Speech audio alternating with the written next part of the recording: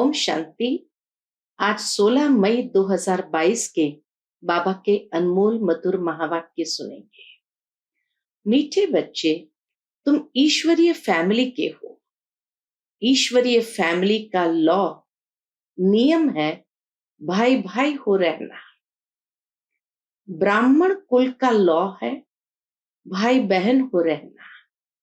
इसीलिए विकार की दृष्टि हो नहीं सकती।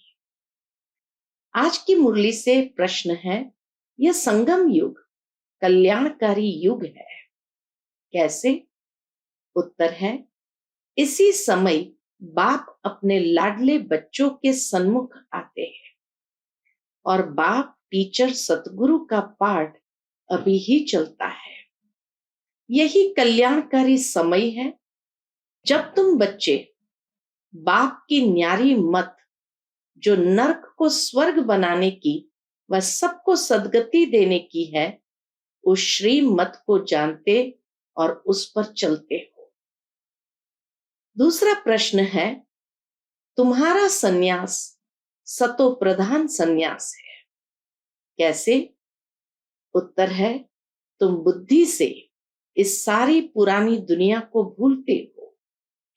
तुम इस सन्यास में सिर्फ बाप और वर्षे को याद करते, पवित्र बनते और परहेज रखते, जिससे देवता बन जाते हो। उनका सन्यास हद का है, बेहद का नहीं। आज की मुरली से पहले गीत बजा है, भोलेनाथ से निराला कोई और नहीं, ऐसी बिगड़ी को बनाने वाला कोई और नहीं। ओम शांति। पहले पहले बाप बच्चों को समझाते हैं। क्या समझाते? कि अपने को आत्म समझ, बाप को याद करो। 5000 वर्ष पहले भी बाप ने कहा था कि मन मना भव, देह के सब संबंध छोड़ अपने को अशरीरी आत्मा समझो। सभी अपने को आत्मा समझते हो, अपने को कोई परमात्मा तो नहीं समझते हैं। गाते भी है, पाप आत्मा, पुण्य आत्मा, महान आत्मा।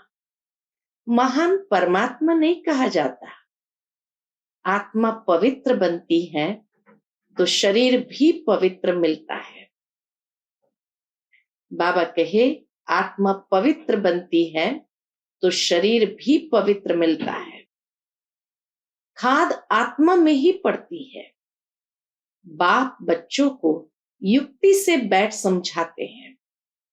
यह तो जरूर है कि आत्म रूप में हम सब भाई भाई हैं और शरीर के संबंध में आए तो भाई और बहन है।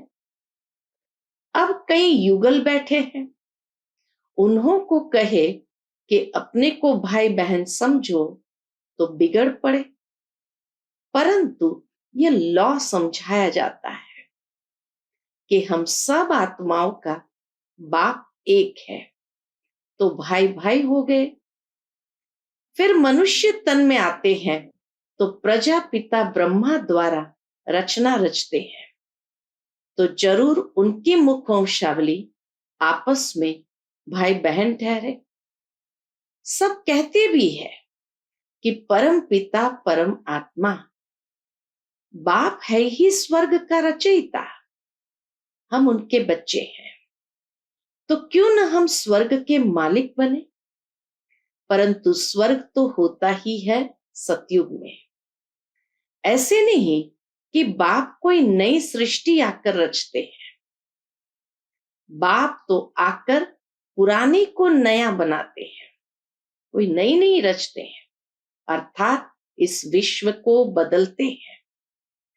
तो जरूर बाप यहां आया है, इसलिए भारत को स्वर्ग का वर्षा दिया है।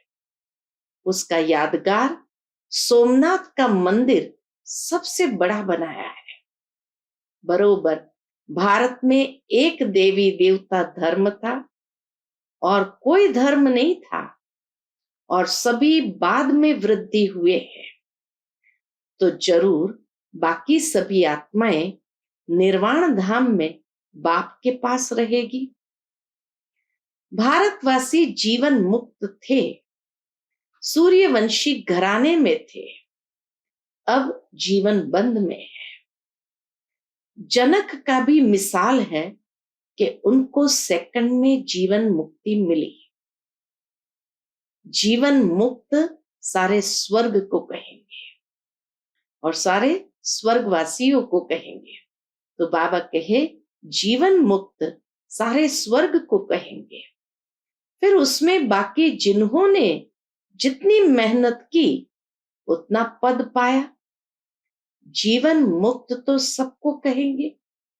हर एक आत्मा स्वर्ग में जीवन मुक्त है, तो जरूर मुक्ति जीवन मुक्ति दाता एक सतगुरु होना चाहिए। परंतु यह किसको पता नहीं है।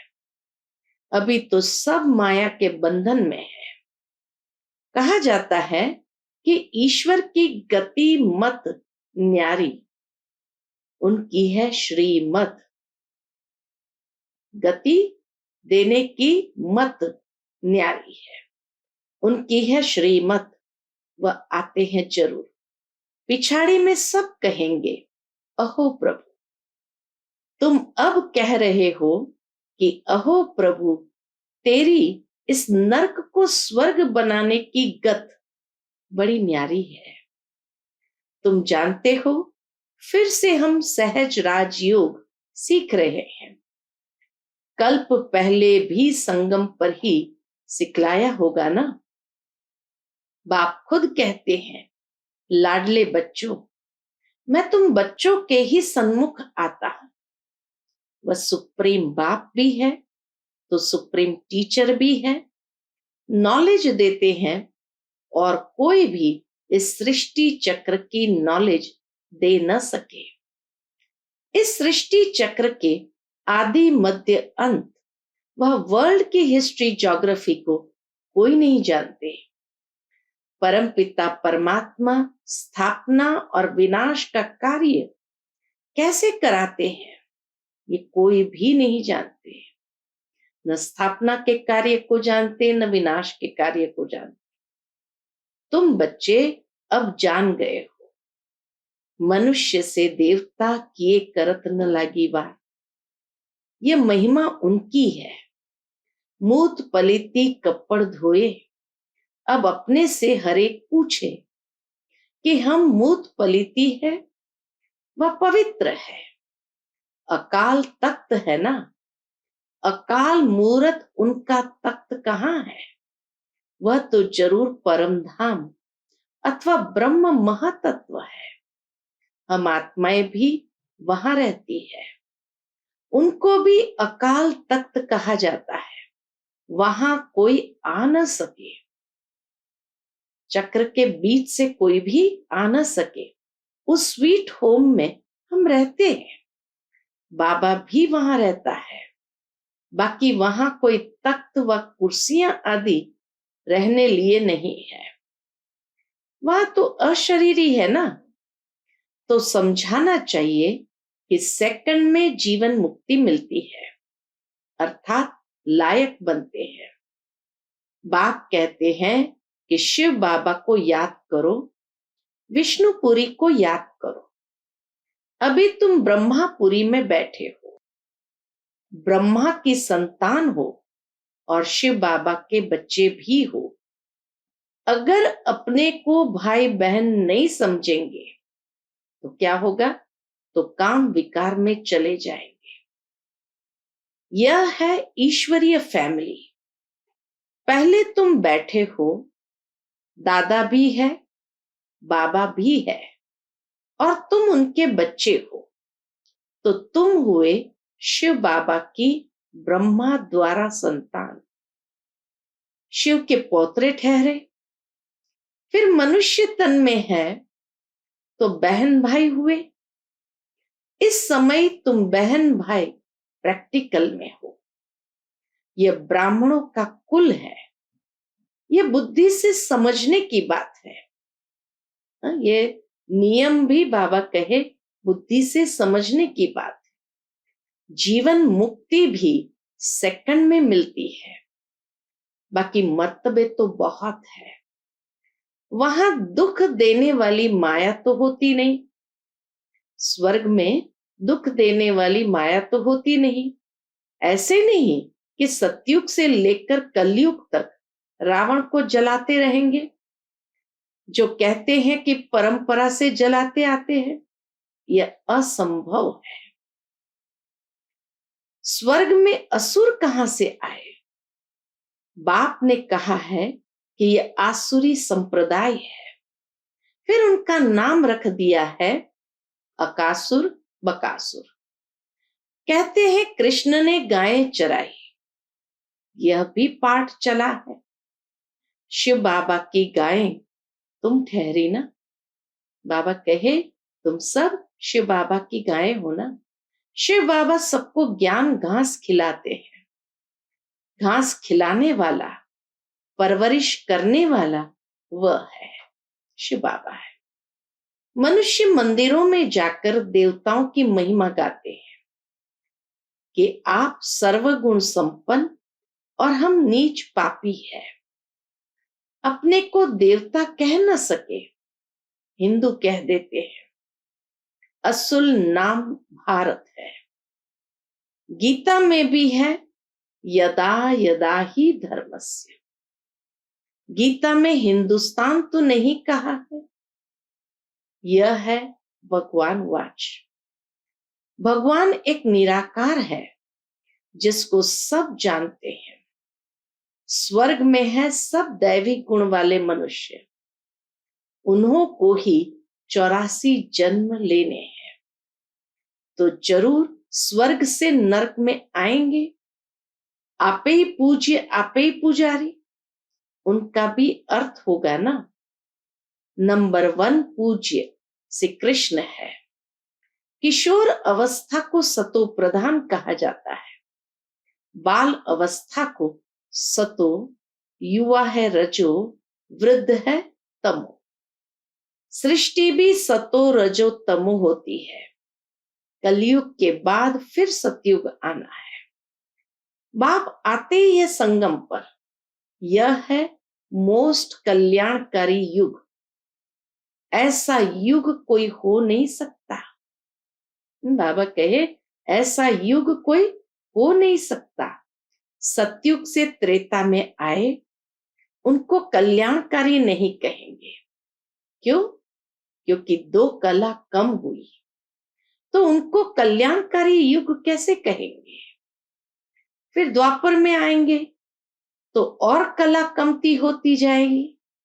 बाबा कहे फिर द्वापर में आएंगे तो और कला कमती हो जाएगी, तो यह कल्याणकारी युग नहीं रहा। द्वापर से तो बिल्कुल कल्याणकारी युग नहीं रहा। कल्याणकारी यह संगम युग है, जबकि बाप खास भारत को और आम सबको गति सदगति देते हैं। अभी तुम स्वर्ग के लिए पुरुषार्थ कर रहे हो। बाप कहते हैं कि यह देवी देवता धर्म ही सुख देने वाला है। तुम अपने धर्म को भूल गए हो, तब और धर्मों में घुस जाते हैं। वास्तव में तो तुम्हारा धर्म सबसे ऊंचा है। अब फिर तुम वही राजयोग सीख रहे हो, तो श्रीमत पर चलना पड़े। बाकी सब है आसुरी रावण मत पर। सब में 5 विकार है, उनमें भी पहला है अशुद्ध अहंकार। बाप कहते हैं देह अहंकार छोड़ देही अभिमानी बनो, अशरीरी भव। तुम मुझ बाप को भूल गए हो, यह भी भूल भुलैया का खेल है। कई फिर कहते हैं नीचे गिरना ही है, तो फिर पुरुषार्थ क्यों करें? अरे पुरुषार्थ नहीं करेंगे तो स्वर्ग की राजाई कैसे मिलेगी? ड्रामा को भी समझना है। यह एक ही सृष्टि है जिसका चक्र फिरता है। सतयुग आदि सत है भी सत, होसी भी सत, कहते भी है वर्ल्ड की हिस्ट्री ज्योग्राफी रिपीट होती है, तो कब शुरू होगी, कैसे रिपीट होगी, उसके लिए तुम पुरुषार्थ करते हो। बाप कहते हैं फिर से तुमको राजयोग सिखलाने आया, तुम भी सीखते हो। राजाई स्थापन होगी, यादव कौरव खत्म हो गए और जय जयकार हो गए। फिर मुक्ति जीवन मुक्ति के दरवाजे खुल जाते हैं, नहीं तो तब तक रास्ता बंद रहता है। जब लड़ाई लगती है तभी गेट खुलता है। बाप आकर गाइड बन ले जाते हैं, लिबरेटर भी है, माया के फंदे से छुड़ाते हैं। गुरुओं की जंजीरों में बहुत फंसे हुए हैं, बहुत डरते हैं कि कहाँ गुरु की आज्ञा न माने तो कुछ श्राप न मिल जाए। दुनिया में लोगों को डर भी बहुत है। अरे आज्ञा तो तुम मानते ही कहाँ हो। बाबा कहे आज्ञा तो तुम मानते ही कहाँ हो। वह निर्विकारी पवित्र और तुम विकारी अपवित्र। गुरु में मनुष्य की कितनी भावना रहती है, क्या करते हैं कुछ भी पता नहीं। भक्ति मार्ग का प्रभाव है। अब तुम समझो सयाने बने हो। तुम जानते हो कि ब्रह्मा विष्णु शंकर है सूक्ष्म वतनवासी। उसमें भी ब्रह्मा सो विष्णु का पार्ट यहाँ है साकार दुनिया में। शंकर को यहाँ आने की दरकार नहीं। यहाँ है जगदम्बा जगत पिता और तुम बच्चे। फिर इतनी भूजा वाली देवियां आदि कितना बैठ बनाते हैं। अथाह चित्र है। ये सब चित्र है भक्ति मार्ग के लिए। मनुष्य तो मनुष्य ही है। राधे कृष्ण आदि को भी 4 भुजाएं दे देते हैं। दीप माला में महालक्ष्मी की पूजा करते हैं। वह है 2 भुजा लक्ष्मी की, 2 भुजा नारायण की। इसलिए दोनों की पूजा होती है कंबाइंड रूप में। ये प्रवृत्ति मार्ग है और कुछ है नहीं। काली की जीभ कैसे दिखलाते हैं। कृष्ण को भी काला बना दिया है। वाम मार्ग में जाने कारण काली हो जाती है। फिर ज्ञान चिता पर बैठने से गोरी बन जाती है। जगदम्बा ऐसी मीठी मम्मा, सबकी मनोकामना पूर्ण करने वाली, उसकी मूर्ति को भी काला बना दिया है। कितनी देवियां बनाते हैं। आजकल तो ऐसी अनगिनत देवियां हैं जिनके नाम भी कईयों को याद नहीं है। पूजा कर समुद्र में डुबो देते हैं। तो ये कुड़ियों की पूजा हुई ना। बाबा कहते ये सब ड्रामा में नूंद है, फिर भी होगा। भक्ति मार्ग का बड़ा पेशगिरी यानी बड़ा विस्तार है। कितने मंदिर, कितने चित्र, शास्त्र आदि है। बात मत पूछो। Waste of time, waste of money. मनुष्य बिल्कुल इस समय तुच्छ बुद्धि है, कौड़ी मिसल बन जाते हैं। बाप कहते हैं अब भक्ति मार्ग के धक्के बहुत खाए। अब बाप तुमको इन झंझटों से छुड़ा देते हैं। सिर्फ बाप को और वर्षे को याद करो। और पवित्र भी जरूर बनना पड़े, परहेज भी रखनी पड़े, नहीं तो जैसा अन्न वैसा मन हो जाता है। सन्यासियों को भी गृहस्थियों के पास जन्म लेना पड़ता है। वह है रजो प्रधान सन्यास, यह है सतो प्रधान सन्यास। तुम पुरानी दुनिया का सन्यास करते हो। उस सन्यास में भी कितना बल है। प्रेसिडेंट भी गुरुओं के आगे माथा टेकते हैं। भारत पवित्र था, उनकी महिमा गाई जाती है। भारतवासी सर्वगुण संपन्न थे, अभी तो संपूर्ण विकारी है। देवताओं के मंदिर में जाते हैं तो जरूर उस धर्म के होंगे। गुरु नानक के मंदिर में जाते तो जरूर सिख धर्म के होंगे ना। परंतु ये सब अपने को देवता धर्म के कहला नहीं सकते, क्योंकि पवित्र नहीं है। अब आप कहते हैं फिर से मैं शिवालय बनाने आया। स्वर्ग में सिर्फ देवी देवता ही रहते हैं। यह ज्ञान फिर प्राय लोप हो जाता है। गीता, रामायण आदि सब खत्म होने हैं। ड्रामा अनुसार फिर अपने समय पर निकलेंगे। कितनी समझने की बातें हैं। यह पाठशाला ही है मनुष्य से देवता बनने की। परंतु मनुष्य की सदगति कदाचित कर नहीं सकते। अल्पकाल का सुख तो सभी एक दो को देते रहते हैं। यहाँ है अल्पकाल का सुख, इस दुनिया में है अल्पकाल का सुख, बाकी दुख ही दुख है। सतयुग में दुख का नाम ही नहीं, नाम ही है स्वर्ग सुखधाम। स्वर्ग का नाम कितना बाला है।